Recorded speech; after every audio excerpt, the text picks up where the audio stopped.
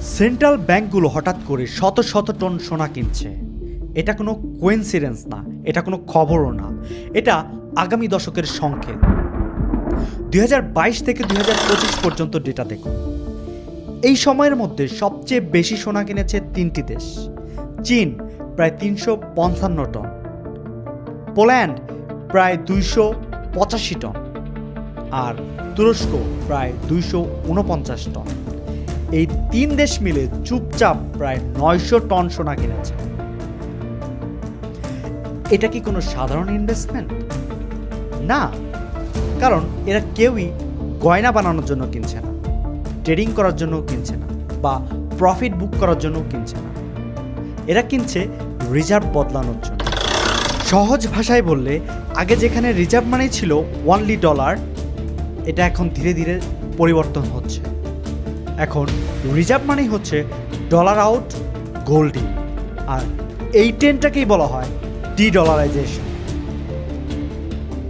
চীন এখানে সবচেয়ে বড় বার্তাটা দিয়েছে। তারা খুব পরিষ্কারভাবে বলছে, আমি আমার কোনো শক্তি ডলারের হাতে রাখবো না। এই কারণেই চীন একদিকে ইউএস ট্রেজারি বন্ড বিক্রি করছে, আর অন্যদিকে রিজার্ভে সোনা ঢোকাচ্ছে। পোল্যান্ডের গল্পটা একটু ভিন্ন, কিন্তু সংকেতটা একই। ইউরোপের মধ্যে পোল্যান্ড এখন সবচেয়ে আগ্রাসী স্বর্ণ ক্রেতা। ইউক্রেন যুদ্ধ, রাশিয়ার ঝুঁকি, আর ইউরোপের অনিশ্চিত ভবিষ্যৎ সব মিলিয়ে পোল্যান্ড বুঝে গেছে, যুদ্ধ হলে বন্ড কাগজ হয়ে যায় আর স্বর্ণ সম্পদ থেকে যায়। তুরস্কের কেসটা আরও ইন্টারেস্টিং। 2022 সালে তারা এক বছরে প্রায় 147 টন সোনা কিনেছিল।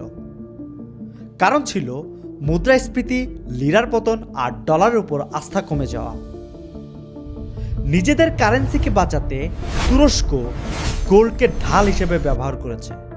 এখন সবচেয়ে ইন্টারেস্টিং উদাহরণ কাজাকিস্তান।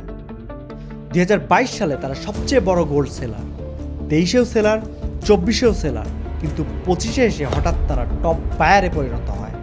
একটা দেশ যখন বিক্রি থেকে হঠাৎ কিনতে শুরু করে, তখন বুঝতে হয় তারা সামনে আসা ঝুঁকি বুঝে ফেলেছে এবং স্ট্র্যাটেজি পরিবর্তন করে ফেলেছে। এখন মোরালটা খুবই সিম্পল। যখন ছোট ইনভেস্টররা ভয় পায়, মিডিয়া গোল্ড নিয়ে হাসাহাসি করে, সবাই ক্রিপ্টো আর স্টক নিয়ে ব্যস্ত থাকে, তখন সেন্ট্রাল ব্যাংকগুলো নিজেদের ভল্ট ভরতে থাকে সোনা দিয়ে। ইতিহাস একটাই কথা বলে, রাষ্ট্র যখন স্বর্ণ জমায়